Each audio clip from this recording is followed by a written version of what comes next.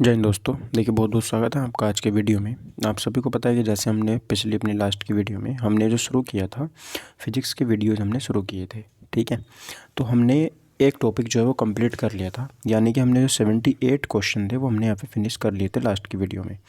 यहाँ से हम दूसरा टॉपिक शुरू करते हैं अपना मेजरमेंट। ठीक है, यहाँ पे मेजरमेंट शुरू करेंगे और मेजरमेंट से जितने भी इंपॉर्टेंट क्वेश्चन हो सकते हैं वो सारे के सारे इस वीडियो में डिस्कस करेंगे। ठीक है, अगर आपने चैनल पर पहली बार विजिट किया है तो चैनल को सब्सक्राइब कर लें और अपने एक दोस्त के साथ में वीडियो को ज़रूर शेयर करें, क्योंकि मैं एक एक टॉपिक के साथ में आपको वीडियो कंप्लीट करवा के दिखाऊंगा। ठीक है, चलिए तो यहाँ से हम आज के अपने पहले क्वेश्चन की बात करेंगे। देखिए, क्वेश्चन हमारा 78 में है। क्वेश्चन बोलता है सर हमारा कि एक एटमॉस्फेयर बराबर जो होता है वो कितना होता है।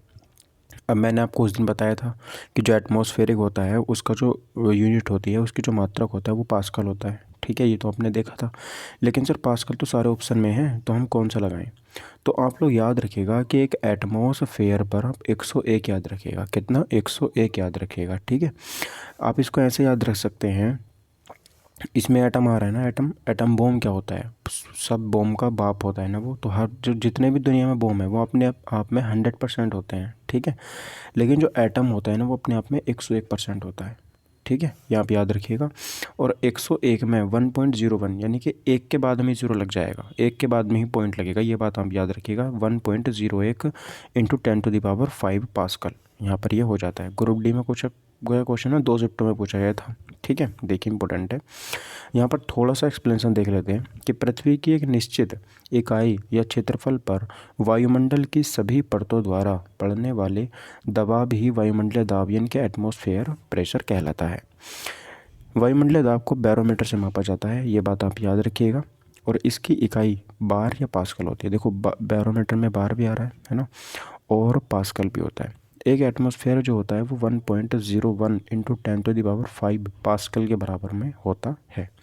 यहाँ पे याद रखिएगा। ठीक है, अगला क्वेश्चन देखते हैं सर। अगला क्वेश्चन है 79 में। ये क्वेश्चन हमसे कह रहा है कि एक हॉर्स पावर किसके बराबर होता है। एक हॉर्स पावर किसके बराबर होता है?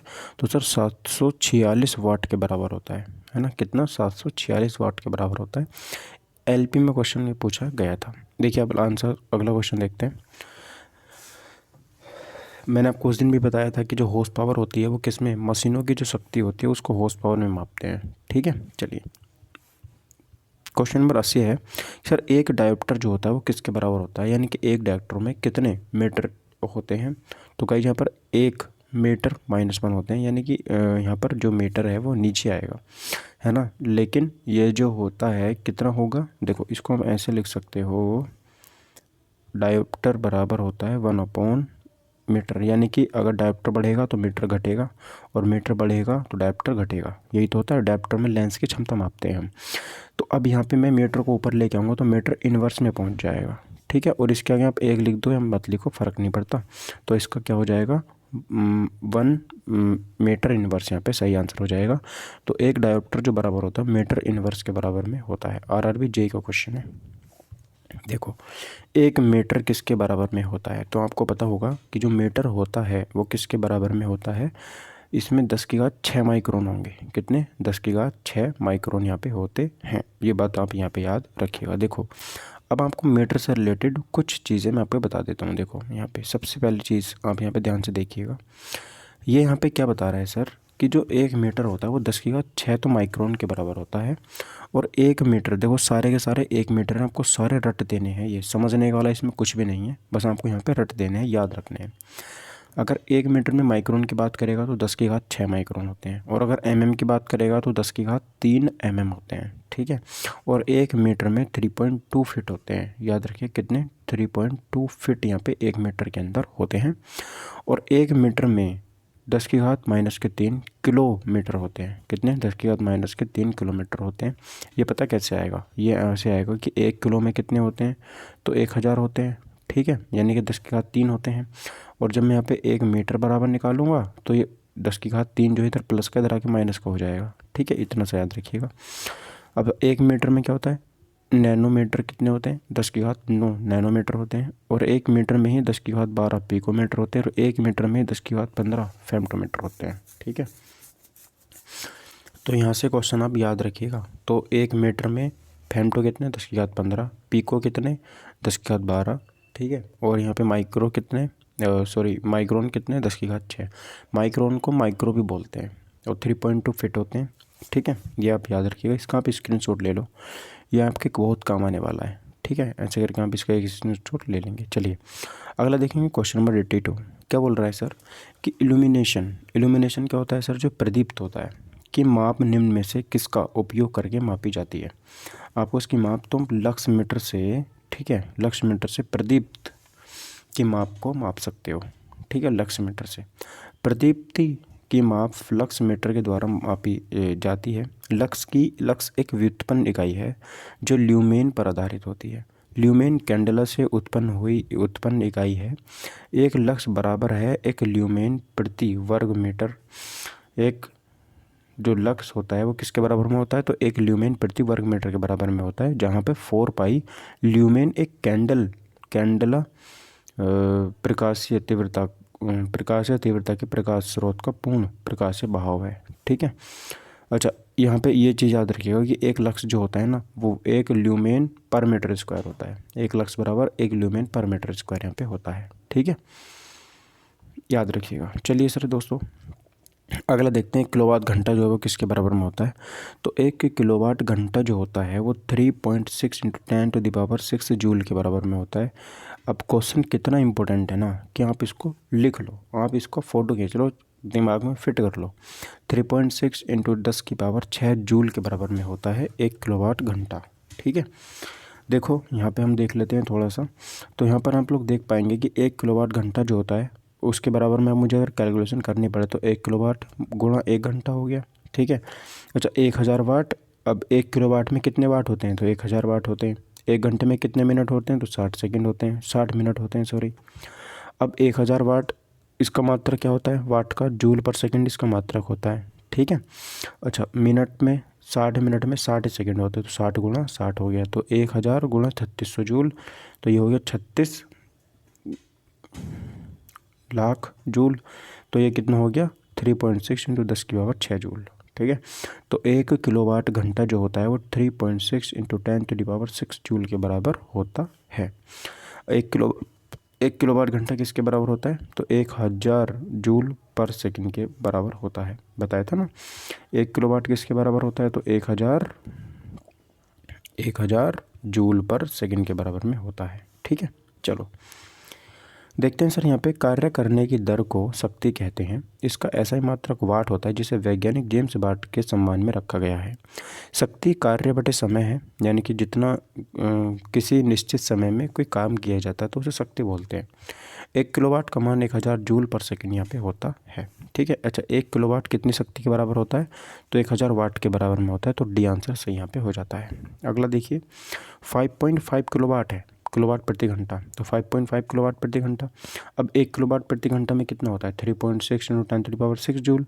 तो बस उसकी 5.5 से मल्टीप्लाई कर देंगे। जब हम मल्टीप्लाई करेंगे तो 19.8 × 10⁶ जूल के बराबर में ये आ जाएगा। ठीक है, 5.6 किलोवाट प्रति घंटा तो बस वही 3.6 × 10⁶ जूल से इसकी मल्टीप्लाई कर देंगे, तो जो आएगा वही आंसर होगा। 20.16 × 10⁶ जूल के बराबर जाएगा।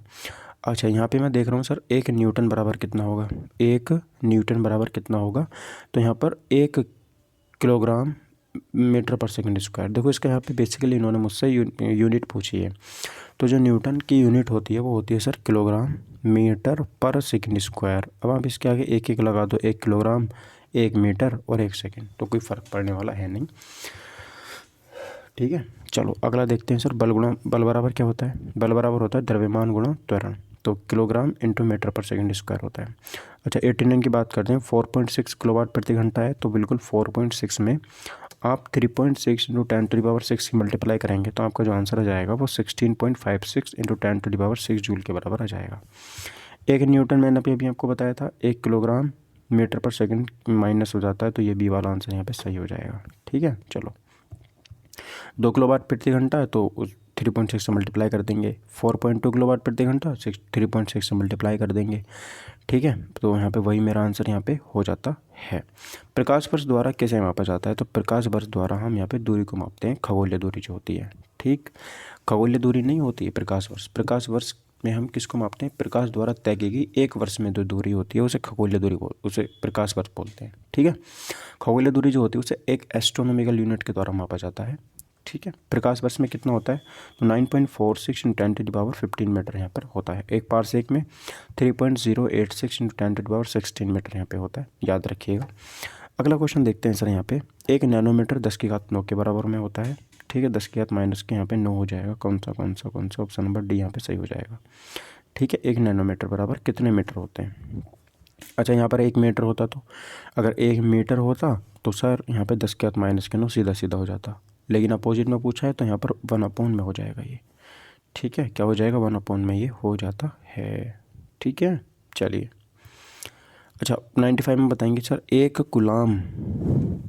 कूलाम पर सेकंड जो है वो किसके बराबर होता है? तो 1 कूलाम पर सेकंड बराबर 1 एम्पियर के बराबर में होता है। किसके बराबर में? 1 एम्पियर के बराबर में ये होता है। ठीक है, आवेश प्रवाह की दर को धारा कहते हैं। किसी परिपथ में 1 कूलाम आवेश को 1 सेकंड तक प्रवाहित करने पर 1 एम्पियर धारा प्राप्त होती है। ध्यान से देखो, एम्पियर विद्युत धारा का ऐसा ही मात्रक है। अगर मैं विद्युत धारा के ऐसा ही मात्रक की बात करता हूँ तो वह एम्पियर होती है। विद्युत धारा बराबर होता है सर आवेश बटे समय, है ना, Q/T। उस दिन हमने लास्ट वीडियो में हमने अच्छे से डिस्कस किया था। तो 1 एम्पियर बराबर क्या हो जाएगा सर? 1 कूलाम पर सेकंड यहाँ पे हो जाएगा। 1 पिकोमीटर बराबर क्या होता है सर? तो पिको की बात हमने जब करी थी तो यहाँ पे 10⁻⁻12 मीटर की बात यहाँ पे की थी। ठीक है, ग्रुप डी में पीछे पूछा गया क्वेश्चन यहाँ पे ये हो जाता है। 1 जूल बराबर किसका क्या होता है सर? तो 1 जूल में कितना होता है? तो सर यहाँ पे 1 जूल होता है न्यूटन मीटर। क्या होता है? न्यूटन मीटर यहाँ पर याद रखिएगा। तो कार्य बराबर क्या होता है? बल गुणा समय। ठीक है, चलो अगला देखो सर। यहाँ पे अब देखो, यहाँ से थोड़े से न्यूमेरिकल जो है वो शुरू हो जाते हैं। अब इन न्यूमेरिकल के बारे में आप थोड़ा देख लेंगे। ये कह रहे हैं सर, एक विशेष घर में 5 दिनों में 100 इकाइयों की खपत की जाती है। ठीक है, यदि ऊर्जा को जूल में परिवर्तित किया जाए तो यह कितनी हो जाएगी? अब ये 100 इकाइयों की खपत हो रही है। अब जो ये ऊर्जा ही तो है, अब मुझे इसे जूल में कन्वर्ट करना है। तो मुझे पता है सर, एक यूनिट जो होती है वो 3.6 × 10⁻6 जूल के बराबर होती है, 1 किलोवाट प्रति घंटा की अगर मैं बात करता हूँ तो। ठीक है, और मुझे 100 यूनिट की वैल्यू बतानी है, तो इसमें क्या करेंगे? 100 की मल्टीप्लाई कर देंगे, तो 3.6 × 10⁸ जूल के बराबर में ये आ जाएगा। ठीक है, अगला देखो, 746 वाट्स को क्या कहा जाता है? तो एक हॉर्स पावर कहा जाता है, ऑप्शन नंबर ए। ठीक है, चलो अब यहाँ पे गाइज हमारा तीसरा टॉपिक शुरू होता है, जिसको बोलते हैं मेजरिंग इंस्ट्रूमेंट, यानी कि मापक यंत्र। यहाँ से हम देखेंगे क्वेश्चन नंबर 100।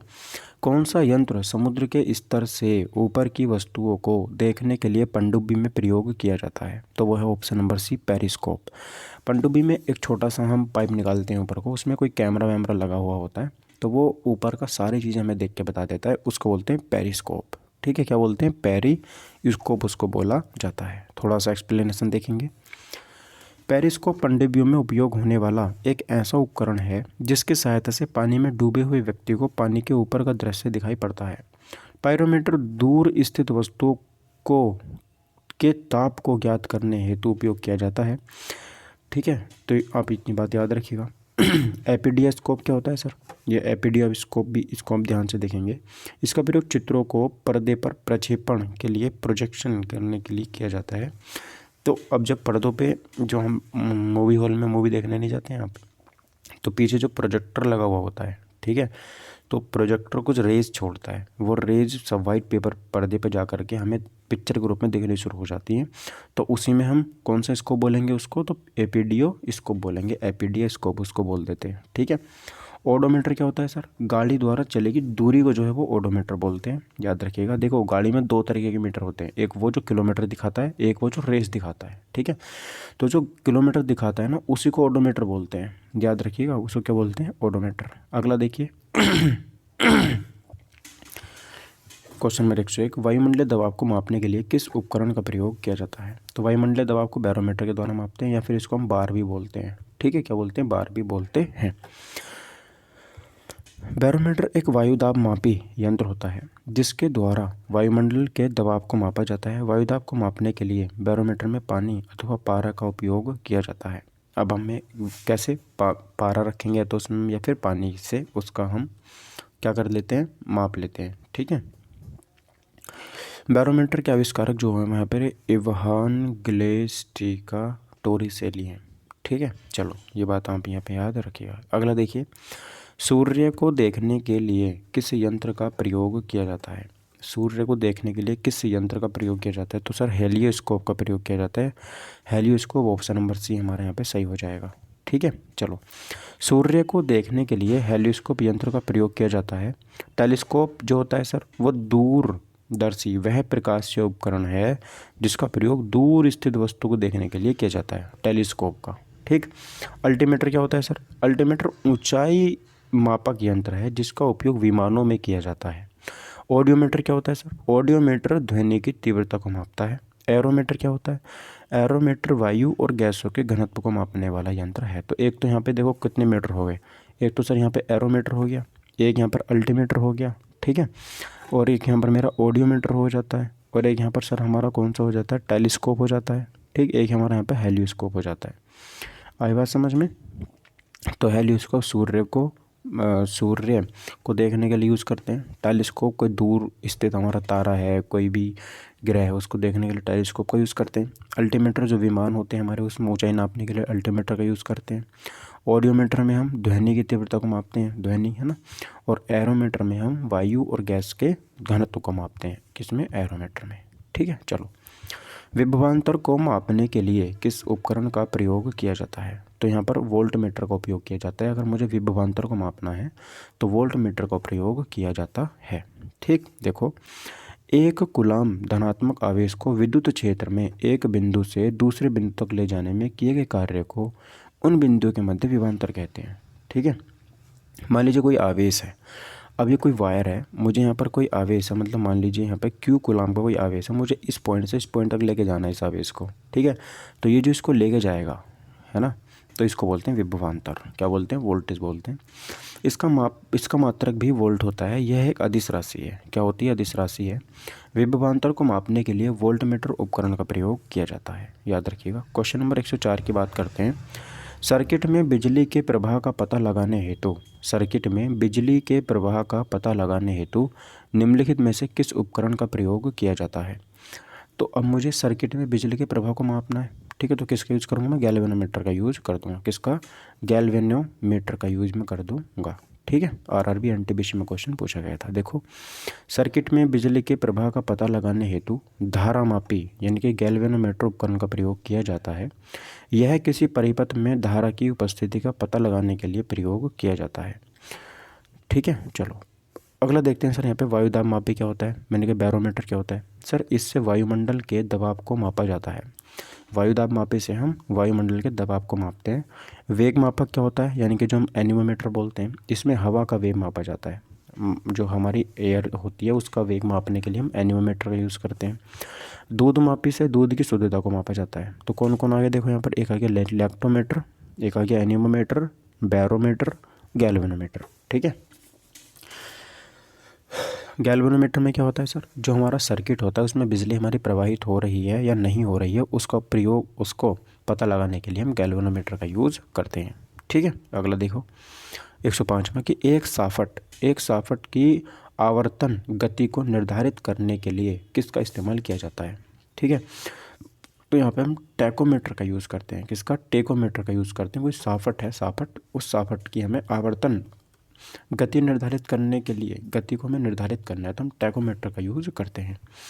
ठीक है, देखो यहाँ पे बताता हूँ मैं आपको कि साफट की आवर्तन गति को निर्धारित करने के लिए टैकोमीटर का प्रयोग किया जाता है। एक वैज्ञानिक उपकरण है जिसका उपयोग वाहनों की घूर्णन गति मापने के लिए भी किया जाता है। अब देखो यहाँ पर कुछ हो जाता है। एक मेरा टैकोमीटर हो गया है ना, कोई भी मेरी साफट है उसकी मुझे गति फिक्स करनी है। अच्छा सर, एक होता है मेरा स्पीडोमीटर। तो स्पीडोमीटर से मोटर गाड़ियों की गति को मापा जाता है। तो मोटर गाड़ियों में मैंने आपको ये बताया था कि सर उसमें 2 मीटर होते हैं। पहला तो हो गया उसमें ओडोमीटर जो डिस्टेंस को मापेगा, और दूसरा इसमें हो जाता है कौन सा? स्पीडोमीटर जो स्पीड को मापता है। ठीक, एनीमोमीटर से मैंने आपको अभी बताया था कि इसमें हम वायु को मापते हैं। और क्रोनोमीटर, ये इंपॉर्टेंट है, क्रोनोमीटर से जलयान में सही समय का पता लगाने के लिए इसका यूज़ किया जाता है। जलयान होता है उसमें सही समय का पता लगाना है क्रोनोमीटर से। ठीक है, याद रखिएगा। चलो अगला देखते हैं सर विभव मापी क्या होता है? विभव मापी मतलब यहाँ पे पोटेंशियोमीटर क्या होता है? तो पोटेंशियोमीटर क्या होता है, इसको मैं बताता हूँ आपको। देखो, ये एक मापन उपकरण है। क्या है ये? एक मापन उपकरण यहाँ पे हो जाता है पोटेंशियोमीटर। यहाँ पे बात करते हैं सर, विभव मापी एक मापन या उपयंत्र है। यह न केवल विभवांतर मापने के उपयोगी है, बल्कि इसकी सहायता से अज्ञात प्रतिरोध तथा विद्युत धारा भी मापी जाती है, जो विभव मापी होता है। ठीक है। अज्ञात प्रतिरोध का मतलब कहीं पे कोई तार में प्रतिरोध लगा हुआ है और हमें कवर पकड़े में नहीं आ रहा, तो हम उससे विभव मापी से उसको माप लेते हैं। इसके अतिरिक्त सूचक उपयंत्रों का असंशोधन करने के लिए भी यह बहुत उपयोग में लाया जाता है। तो ये बात आप यहाँ पे याद रखिएगा। चलो अगला देखते हैं सर, इनमें से किस उपकरण से विद्युत धारा मापी जाती है? तो इनमें से किस उपकरण से विद्युत धारा मापी जाती है? तो ध्यान से देखिएगा सर, यहाँ पे एमीटर से हम विद्युत धारा को मापते हैं। किससे मापते हैं? एमीटर से विद्युत धारा को मापा जाता है। ठीक है। देखो, अमीटर ए या एमीटर किसी परिपथ की किसी शाखा में बहने वाले विद्युत धारा को मापने वाला यंत्र यहाँ पे हो जाता है अमीटर। ठीक है। बहुत कम मात्रा वाली धाराओं को मापने के लिए मिली अमीटर या माइक्रो अमीटर का प्रयोग किया जाता है। ठीक है। चलो अगला देखते हैं सर। तो अमीटर आपको समझ में आ गया क्या होता है। यहाँ पर देखो, किसी परिपथ में श्रेणी में संयोजित किया जाता है और विद्युत प्रतिरोध होना चाहिए उसमें, और कम विद्युत खींचता है ये। तो ये उपरोक्त सभी इसके सारे के सारे इसके करैक्टरिस्टिक्स हो जाती हैं। ठीक है। अब देख लो, अमीटर एक धारा मापक यंत्र है जो परिपथ के श्रेणी में संयोजित किया जाता है। परिपथ की श्रेणी में संयोजित किया जाता है। अमीटर धारा का मापक एम्पियर में करता है। किसमें? एम्पियर में धारा का मापता है। एक आदर्श अमीटर का आंतरिक प्रतिरोध जो होता है वो शून्य होता है। क्या होता है? शून्य होता है। तथा आदर्श वोल्टमीटर का आंतरिक प्रतिरोध अनंत होता है। ठीक है। यदि अमीटर को परिपथ के पासर में लगाते हैं तो यह जल जाएगा। ठीक है। चलो ये बात आपको समझ में आ गई। क्वेश्चन नंबर 109 की बात करते हैं। देखिए, आपको ना एक चीज़ यहाँ पे बहुत अच्छे तरीके से याद रखनी है कि जो आदर्श अमीटर का आंतरिक प्रतिरोध होता है ना, वो शून्य होता है। ये आपसे पूछा जा सकता है कि जो आदर्श अमीटर होता है उसका आंतरिक प्रतिरोध कितना होता है, तो शून्य होता है। दूसरा पूछा जाएगा सर यहाँ पे कि जो आदर्श वोल्टमीटर होता है उसका आंतरिक प्रतिरोध कितना होता है, तो अनंत होता है। तो याद रखिएगा, आदर्श अमीटर का आंतरिक प्रतिरोध शून्य होता है और आदर्श वोल्टमीटर का आंतरिक प्रतिरोध अनंत होता है। ठीक है। यदि अमीटर को परिपथ के पासर में लगाते हैं तो ये जल जाएगा, ये भी याद रखिएगा, है ना। चलिए आगे बढ़ते हैं। देखिए क्वेश्चन हमारा कि एक किसको मापने के लिए स्टैलाग्मोमीटर का उपयोग किया जाता है? तो किसको मापने के लिए ठीक है, स्टैलाग्मोमीटर का उपयोग किया जाता है। तो पृष्ठ तनाव को मापने के लिए आप स्टैलाग्मोमीटर का यूज़ करते हैं। ठीक है। पृष्ठ तनाव जो हम सरफेस टेंशन होता है उसको मापने के लिए इसका यूज़ करते हैं। अब देखिए, यहाँ पे थोड़ा सा एक्सप्लेनेशन के बारे में बता देता हूँ कि स्टैलाग्मोमीटर का उपयोग तरल की दी गई मात्रा में बूंदों की सही संख्या का निर्धारण करके सतह का तनाव मापने में किया जाता है।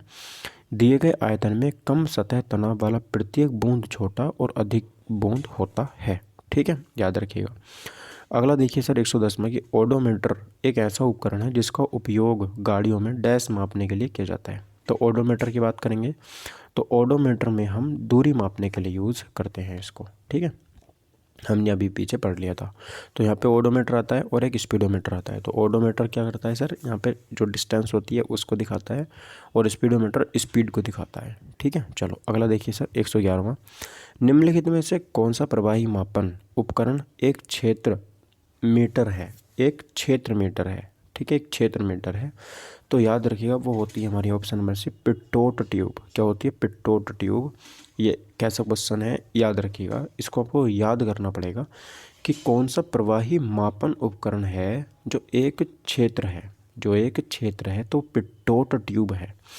अच्छा, इसका देखते हैं, कुछ समझ में आएगा आपको। तो पिटोट नली द्वारा खुली चैनल में द्रव के प्रवाह की गति को मापने का प्रयोग किया जाता है कि जो द्रव है वो कितनी स्पीड से यहाँ पे बह रहा है ना।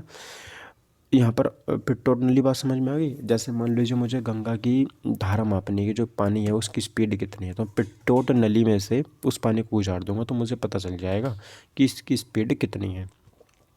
वेंचुरी मापी क्या होता है सर? तो वेंचुरी मापी वेंचुरीमीटर से किसी पाइप में बहते हुए द्रव के किसी भी बिंदु पर द्रव की मात्रा की दर मापी जा सकती है। ये होता है वेंचुरी मापी। ठीक है। एक होता है रोटामीटर। रोटामीटर क्या होता है, रोटामीटर से विसर्जन को मापा जाता है। तो विसर्जन को अगर आपको मापना है तो वो किससे मापेंगे, रोटामीटर से मापेंगे, ठीक है।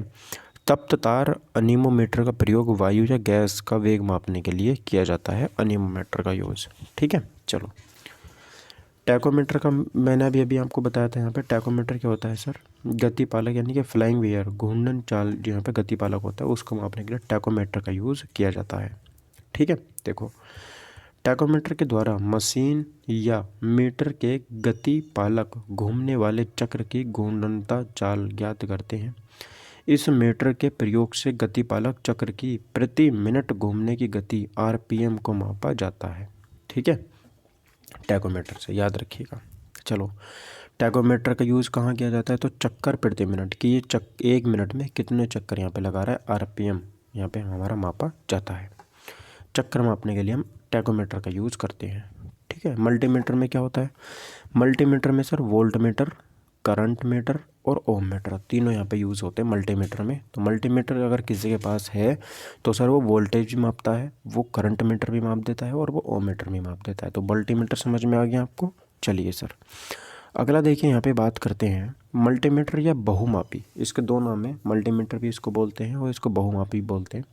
एक ऐसा उपकरण है जिससे कई भौतिक राशियों को मापा जा सकता है, जैसे धारा को माप सकते हो, वोल्टता को माप सकते हो, रेजिस्टेंस को माप सकते हो, कंटिन्यूटी निरंतरता को माप सकते हो। आजकल डिजिटल मल्टीमीटर का उपयोग हो रहा है, ठीक है। चलो, 115वां क्वेश्चन है कि रिक्टर स्केल, रिक्टर पैमाने के बारे में निम्नलिखित में से क्या गलत है। रिक्टर पैमाने की बात कर रहा है सर। देखिए, रिक्टर पैमाने इसे 1935 में चार्ल्स रिक्टर और गुटेनबर्ग द्वारा विकसित किया गया था। बिल्कुल सही बात है ये, ठीक है। यह एक लघुगणकीय पैमाना है, ये भी सही बात है। इसे भूकंप मापी के उपयोग द्वारा नापा जा सकता है। रिक्टर पैमाने पर 8 से 9 की तीव्रता का अर्थ है हल्का भूकंप, ये गलत है। बस 8 से 9 का मतलब है कि खतरनाक भूकंप आया हुआ है, ठीक है। तो इससे आप थोड़ी सी चीज़ें याद रखो कि 1935 में इसकी खोज हुई थी और ये लघुगणकीय पैमाना इसको बोला जाता है, ठीक है। और ये भूकंप मापी के उपयोग द्वारा नापा जाता है। अब देखो गाइस, थोड़ा सा एक्सप्लेनेशन बताता हूँ कितना इंपॉर्टेंट। देखो, रिक्टर पैमाने में 8 से 9 की तीव्रता उच्च भूकंप की श्रेणी में रखी जाती है। रिक्टर पैमाने का विकास 1935 के दशक में किया गया था। 1970 के बाद से भूकंप की तीव्रता के मापने के लिए रिक्टर पैमाने के स्थान पर आघूर्ण परिमाप पैमाना यानी कि मोमेंट मैग्नीट्यूड स्केल का उपयोग किया जाने लगा। रिक्टर पैमाने का पूरा नाम रिक्टर परमाणु परिमाण परीक्षण पैमाना है। ठीक है। तो अब रिक्टर स्केल की जगह क्या यूज़ किया जाता है, तो यहाँ पर आघूर्ण परिमाण पैमाने का यूज़ किया जाता है, ठीक है। चलो, 116वां क्वेश्चन देखते हैं सर। यहाँ पे क्वेश्चन कह रहा है सर यहाँ पे कि तरल पदार्थ के घनत्व को मापने के लिए किसका उपयोग किया जाता है। तरल पदार्थ है, उसका मुझे घनत्व मापना है तो हम हाइड्रोमीटर का यूज़ करेंगे। ऑप्शन नंबर बी यहाँ पे सही हो जाएगा, ठीक है। देखो, बात करते हैं सर यहाँ पे कि हाइड्रोमीटर के द्वारा द्रवों का आपेक्षिक घनत्व ज्ञात करते हैं। आर्द्रता मापी यानी कि हाइग्रोमीटर की सहायता से वायुमंडल में व्याप्त आर्द्रता को मापते हैं। फेदोमीटर यंत्र से समुद्र की गहराई को मापते हैं और हिप्सोमीटर का उपयोग समुद्र तल से ऊंचाई ज्ञात करने के लिए किया जाता है। अगर आप समुद्र तल पे खड़े हो, ठीक है, मतलब आप कहीं पे खड़े हो तो आपकी वहाँ पे मापना है कि आपकी ऊंचाई कितनी है समुद्र तल से, तो वहाँ पे आप हिप्सोमीटर का यूज़ करते हो। आपने देखा होगा कि कई बार जब आप ट्रेनों में बैठ के जाते हैं तो आप यहाँ पर कहीं भी देख लेते हैं लिखा होगा कि समुद्र तल से इतनी ऊंचाई, समुद्र तल से इतनी ऊंचाई, तो उसको जो मापा जाता है ना, वो हिप्सोमीटर से ही मापा जाता है, ठीक है, याद रखिएगा। चलो, पानी के अंदर की वस्तुओं का पता लगाने के लिए किस यंत्र का प्रयोग किया जाता है, तो सोनार का प्रयोग किया जाता है। ऑप्शन नंबर सी सही आंसर हो जाएगा, ठीक है। सोनार, इसका उपयोग पानी के अंदर वस्तुओं का पता लगाने में किया जाता है। यह साउंड नेविगेशन एंड रेंजिंग का संक्षिप्त रूप है। इसमें अल्ट्रासोनिक वेव्स जनरेटर द्वारा पानी के अंदर भेजे जाते हैं जो वस्तु से टकराकर परिवर्तित होते हैं और जनरेटर के रिसीवर द्वारा रिसीव कर लिए जाते हैं, जिससे पानी के अंदर वस्तु की स्थिति का पता चलता है। अब समझते हैं लेज़र लाइट क्या होती है। इसकी खोज अमेरिकी वैज्ञानिक T.S. मेनन ने 1960 में की थी। यह light amplification by stimulated emission of radiation का संक्षिप्त रूप यहाँ पे हो जाता है। इसका उपयोग शल्य चिकित्सालय में, धातुओं को जोड़ने व काटने में, युद्ध में दुश्मनों के हथियार को नष्ट करने में इसका यूज किया जाता है, लेज़र लाइट का। रडार क्या होती है? रडार के बारे में आपको बता देता हूँ। देखिए, यह रेडियो डिटेक्शन एंड रेंजिंग का संक्षिप्त यहाँ पे रूप है। यह प्रतिध्वनि के सिद्धांत पर कार्य करता है। इसकी सहायता से वायुयान की दिशा व ऊंचाई को ज्ञात किया जाता है रडार के माध्यम से। ठीक है, रडार के माध्यम से। स्कूबा क्या होता है? इसका उपयोग गोताखोरों द्वारा पानी के अंदर सांस लेने के लिए किया जाता है। Self contained under water breathing apartments का संक्षिप्त रूप यहाँ पे ये हो जाता है। ठीक है, तो मैंने आपको स्कूबा बताया, पानी के अंदर सांस लेने के स्कूबा का यूज़ किया जाता है। अगर मुझे किसी वायुयान की दिशा देखनी है, ऊंचाई देखनी है, तो रडार का यूज़ करूँगा। लेज़र का यूज़ किस में करते हैं सर? यहाँ पे हम जो शल्य चिकित्सालय होते हैं, हॉस्पिटल में हम लेज़र लाइट का यूज़ करते हैं। किसी धातु को जोड़ना है तो लो लेज़र लाइट का यूज़ कर लेते हैं। सोनार का यूज़ पानी के अंदर वस्तुओं का पता लगाने के लिए यूज़ किया जाता है। जहाज़ों में क्या मापने के लिए इकोलोकेशन का उपयोग किया जाता है? तो इकोलोकेशन क्या होता है सर? पानी की गहराई को मापने के लिए इकोलोकेशन का यूज़ किया जाता है। ठीक है, याद रखिएगा, जहाज में इकोलोकेशन का उपयोग पानी की गहराई को मापने के लिए किया जाता है। इकोलोकेशन का सिद्धांत तो सोनार के सिद्धांत के समान होता है। तो इकोलोकेशन और सोनार दोनों का काम एक ही होता है। ठीक है, समथिंग। दूध के घनत्व का निर्धारित करने के लिए निम्न में से कौन सा उपकरण उपयोग में लाया जाता है? तो लैक्टोमीटर यहाँ पे उपयोग में लाया जाता है। यहाँ पर एक तरफ मापक यंत्र है, दूसरी तरफ मापन है। तो हाइड्रोमीटर से हम क्या मापते हैं? तो द्रवों का अपेक्षित घनत्व जो है वो हाइड्रोमीटर से मापा जाता है। लैक्टोमीटर से हम दूध की शुद्धता या उसका घनत्व मापते हैं लैक्टोमीटर से।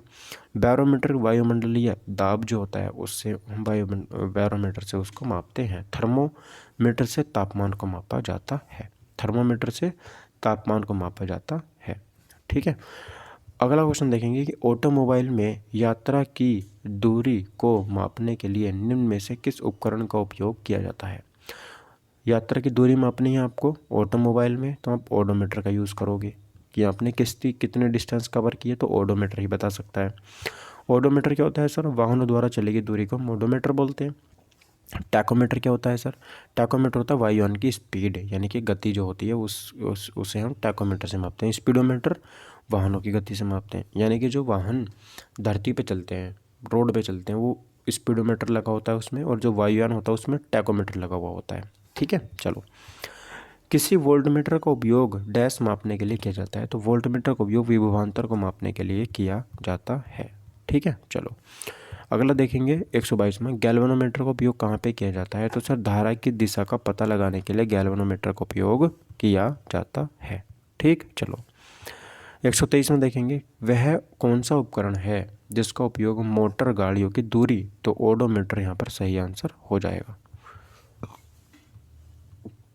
देखो, स्पीडोमीटर से वाहनों की गति मापते हैं, ओडोमीटर से वाहनों द्वारा चली गई दूरी को मापा जाता है, टैकोमीटर से वायुयान या मीटर नाव की गति को मापने के लिए यूज़ किया जाता है, और एक्सेलरोमीटर त्वरण मापने के लिए किया जाता है। एक्सेलरेशन नहीं आ रहा, हाँ तो बस वही सही यहाँ पे हो जाएगा।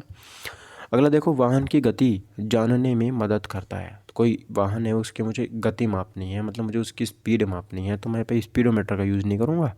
सही है, चलिए अगला देखो, डैश इकोलोकेशन का एक प्रकार है। तो यहाँ पर कौन सा है जो इकोलोकेशन का एक प्रकार है? तो सोनार। क्या है? सोनार। इकोलोकेशन अभी हमने ऊपर पढ़ा था ना कि इकोलोकेशन क्या होता है, तो सर सोनार का ही दूसरा रूप जो होता है वो इकोलोकेशन होता है। ठीक है, देखो बात करते हैं सर यहाँ पे। सोनार इकोलोकेशन का एक प्रकार है। सोनार का उपयोग पानी में डूबी हुई वस्तुओं का पता लगाने के लिए किया जाता है। सोनार में पराश्रव्य तरंगें प्रयोग की जाती हैं। सोनार का विस्तृत रूप साउंड नेविगेशन एंड रेंजिंग है। साउंड नेविगेशन एंड रेंजिंग, और इसमें पराश्रव्य तरंगों का प्रयोग किया जाता है। पराश्रव्य तरंगें क्या होती हैं सर? जो 20,000 हर्ट्ज से ऊपर की तरंगें होती हैं उन्हें पराश्रव्य तरंगें बोला जाता है। ठीक है, विभवांतर को मापने के लिए डैश का उपयोग किया जाता है, तो वोल्ट मीटर का उपयोग किया जाता है। ऑप्शन नंबर डी मेरा सही हो जाएगा। याद रखिएगा, इसे वी से हम डिनोट करते हैं। उस शब्द का चयन करें जो तीसरे शब्द से उसी तरह संबंधित है जिस प्रकार दूसरा शब्द पहले शब्द से संबंधित है। अमीटर विद्युत धारा को मापता है और ओम मीटर प्रतिरोध को मापता है। ऑप्शन नंबर सी सही हो जाएगा। ठीक है, क्वेश्चन देखेंगे अगला। डैश का प्रयोग हवा की शक्ति और वेग को मापने के लिए किया जाता है। हवा की शक्ति और वेग को मापना है मुझे, तो मैं किससे मापूंगा? एनीमोमीटर से मापूंगा। ऑप्शन नंबर डी सही यहाँ पे हो जाता है। ठीक है, 129 देखेंगे। मोटर गाड़ी का ओडोमीटर क्या बताता है? तो ओडोमीटर दूरी को हमें बताता है। ठीक, देखो बात करते हैं सर यहाँ पे ओडोमीटर के बारे में। तो वाहनों के पहियों द्वारा तय की गई दूरी जो होती है उसे ओडोमीटर बोलते हैं। पायरोमीटर क्या होता है सर? तो पायरोमीटर उच्च ताप को मापने के लिए यहाँ पे हम पायरोमीटर का यूज़ करते हैं। पायरोमीटर में उच्च ताप को मापने के लिए पायरोमीटर का यूज़ करते हैं। डायनामो क्या होता है सर? यांत्रिक ऊर्जा को विद्युत ऊर्जा में बदलने का जो काम करता है वो डायनामो करता है। ठीक है, इलेक्ट्रिक मोटर क्या होता है सर? विद्युत ऊर्जा को यांत्रिक ऊर्जा में बदलने वाला उपकरण जो होता है उसे हम यहाँ पे क्या बोलते हैं? इलेक्ट्रिक मोटर बोलते हैं। ऑडियोमीटर में ध्वनि की तीव्रता मापी जाती है और कार्डियोग्राम में मनुष्य के हृदय की गति को मापा जाता है। ठीक है, चलो अगला मैकेनिक्स यानी कि कार्य की बात करते हैं। निम्नलिखित में से किसमें केवल परिमाण होता है, संवेग नहीं होता? तो निम्नलिखित में से किसमें केवल परिमाण होता है, दिशा नहीं होती? तो ऑप्शन नंबर सी कार्य, यानी कि अदिश राशि है वो, सीधी सी बात है। तो कार्य यहाँ पे अदिश राशि हो जाती है। ठीक है, जिस भौतिक राशि में परिमाण की आवश्यकता होती है दिशा की नहीं, उसे अदिश राशि कहते हैं। उदाहरण के लिए चाल, दूरी, द्रव्यमान, आयतन, कार्य। अच्छा, जिस भौतिक राशि में परिमाण की तथा दिशा दोनों निहित होते हैं उन्हें सदिश राशि कहते हैं। उदाहरण के लिए वेग, बल, संवेग, विस्थापन आदि। तो ये क्या होती है? मेरी सदिश राशि होती है। निम्न में से कौन अधिक काम कर सकता है? अच्छा, एक घूमता हुआ पहिया, बंदूक की एक चलती हुई गोली, गतिशील पत्थर, एक उठाया हुआ हथौड़ा। तो बंदूक की चलती हुई गोली बहुत स्पीड होती है, इसके अंदर काइनेटिक एनर्जी बहुत ज़्यादा होती है इसमें, और जहाँ एनर्जी ज़्यादा होगी वहाँ पे काम ज़्यादा होगा। ठीक है, किसी भी वस्तु को कार्य करने के लिए बल और बल की दिशा में विस्थापित की दूरी की आवश्यकता होती है। विकल्प बी में न्यूटन की गति का तीसरा नियम क्रिया प्रतिक्रिया का नियम लागू होता है, जो बंदूक से निकली गोली को अधिक दूरी तक विस्थापित करता है। अतः बंदूक से निकली गोली अधिक कार्य कर सकती है। ठीक है, कार्य में कोई दिशा नहीं होती, बिल्कुल सही बात है। केवल परिमाण होता है, मतलब केवल रिजल्ट दिखता है लेकिन इसमें डायरेक्शन नहीं होती। ठीक है, नीचे के तीनों गलत हैं। अगला देखेंगे सर। अब देखो थोड़ा सा यहाँ पे न्यूमेरिकल आ जाते हैं। आपसे न्यूमेरिकल में पूछा है सर, 20 न्यूटन का एक बल एक वस्तु को 2 मीटर विस्थापित कर देता है और 20 जूल कार्य करता है। बल और विस्थापन के बीच का कोण मेरे को बताना है कि कोण क्या होता है। मेरे को पता है सर क्या होता है, डब्ल्यू बराबर क्या होता है? एफ इंटू डी, है ना। कार्य बराबर बल गुणा विस्थापन होता है ना। कार्य दे रखा है मुझे 20 जूल, क्या दे रखा है? कार्य मेरे को 20 जूल दे रखा है। ठीक है, बल मेरे को 20 न्यूटन दे रखा है, और जो समय है मेरे पास विस्थापन वो 2 मीटर दे रखा है ना। कार्य बराबर बल इंटू एफ इंटू डी, मतलब डिस्प्लेसमेंट होता है ना। और कोस थीटा मेरे को पता लगाना है। तो याद रखिएगा, जब भी कार्य के साथ में थीटा पूछे तो कोस थीटा ही लेना है आपको। तो कोस थीटा ऐसे 60 डिग्री आ जाएगा, आप कैलकुलेशन करके निकाल लेना। अगला देखो न्यूमेरिकल क्या है। एक पोर्टर ज़मीन से 12 किलोग्राम सामान उठाता है और उसे ज़मीन पर 1.5 मीटर ऊपर अपने सिर पर रखता है। सामान पर उसके द्वारा किए गए कार्य की गणना कीजिए। कार्य पूछा है मेरे को, है ना। कार्य पूछा है वह W, और मुझे यहाँ पर M भी दे रखा है ना। और यहाँ पर उसे क्या दे रखा है, और उसे ज़मीन से इतने मीटर पर उठाया जाता है। तो मेरे को हाइट दे रखी है, तो W बराबर mgh लगाऊंगा मैं यहाँ पे। M दे रखा है, S दे रखा है। ठीक है, तो अब देखो, तो M कितना दे रखा है मुझे 12 किलोग्राम, G का मान 10 होता है, और H कितना दे रखा है 1.5। तो यहाँ पर 180 जूल काम यहाँ पे हो जाएगा। कितना? 180 जूल। अगला देखो क्वेश्चन है, यदि एक हवाई जहाज़ 4000 मीटर की दूरी तय करता है, ठीक है सर कोई बात नहीं, और किया गया कार्य 20,000 जूल है, तो लागू किया गया बल, तो बिल्कुल W बराबर F इंटू डी लगा देंगे। ठीक है, वहीं से मेरा आंसर निकल के आ जाएगा। तो 20,000 मेरा कार्य हो गया। ठीक है, बल मुझे पूछा है और दूरी कितनी? 4000 है, तो बल बराबर 20,000 बटे 4000, तो 5 न्यूटन यहाँ पे सही आंसर हो जाएगा। ठीक है, अगला देखो,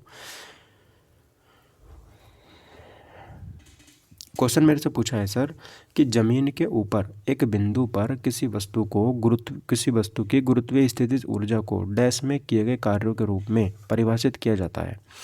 तो जमीन के ऊपर, तो इससे गुरुत्वाकर्षण के विपरीत जमीन से उस बिंदु पर उठाने में, तो गुरुत्वाकर्षण के विपरीत जा रहे हैं, तो यही आंसर सही हो जाएगा। ठीक है, तो देखो, जमीन के ऊपर एक बिंदु पर किसी वस्तु की गुरुत्वीय स्थितिज ऊर्जा को गुरुत्वाकर्षण के विपरीत जमीन से उस बिंदु पर उठाने में किए गए कार्यों के रूप में परिभाषित किया जाता है। अगला देखो क्वेश्चन हमारा कि 1 किलोग्राम की एक वस्तु को 10 मीटर की ऊंचाई तक उठाया जाता है। गुरुत्व बल द्वारा किया गया कार्य क्या होगा। मान लीजिए जी बराबर 9.8 मीटर पर सेकेंड स्क्वायर है। बिल्कुल कार्य पूछा है तो डब्ल्यू बराबर क्या लगा देंगे हम यहाँ पे F/d लगा देंगे, सॉरी m/g, क्योंकि मेरे द्रव्यमान दे रखा है ना। mgs लगाएंगे तो डब्ल्यू मेरे से पूछा है और द्रव्यमान कितना है 1, जी कितना ले लेंगे 9.8 और 10 यहाँ पे ले लेंगे तो 98 जूल यहाँ पे सही आंसर हो जाएगा। ठीक है, अब देखो, यदि विस्थापन बल की दिशा के विपरीत होता तो कार्य हम ऋणात्मक में लेते, माइनस लग जाता। ठीक है, चलो अगला देखो 138वां क्वेश्चन।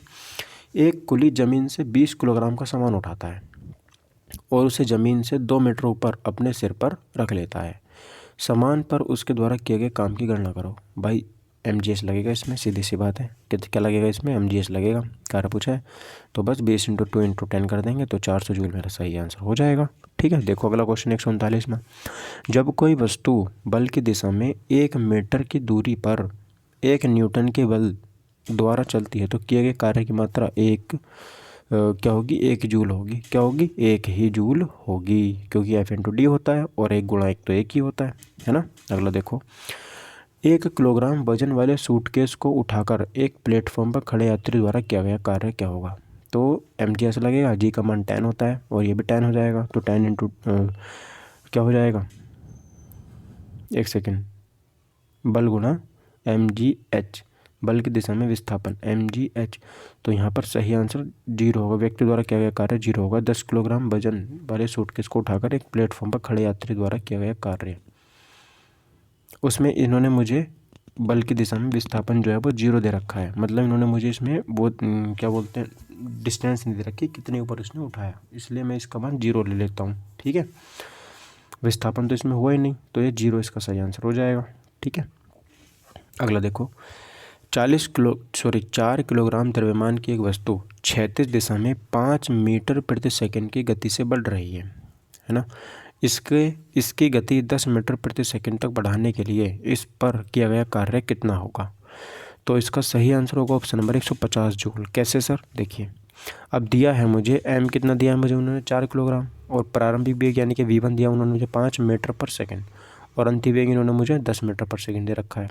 यदि वस्तु की गति 5 मीटर पर सेकंड से 10 मीटर प्रति सेकंड तक बढ़ाने में हेतु वस्तु पर किया गया कार्य वस्तु की गतिज ऊर्जा में वृद्धि के बराबर होगा, तो अतः वस्तु पर किया गया कार्य ½ mv² होगा। ठीक है, तो वेलोसिटी को माइनस कर देंगे तो 150 जूल मेरा सही आंसर यहाँ पे हो जाएगा। ठीक है, टॉपिक कब खत्म हो रहा है ये।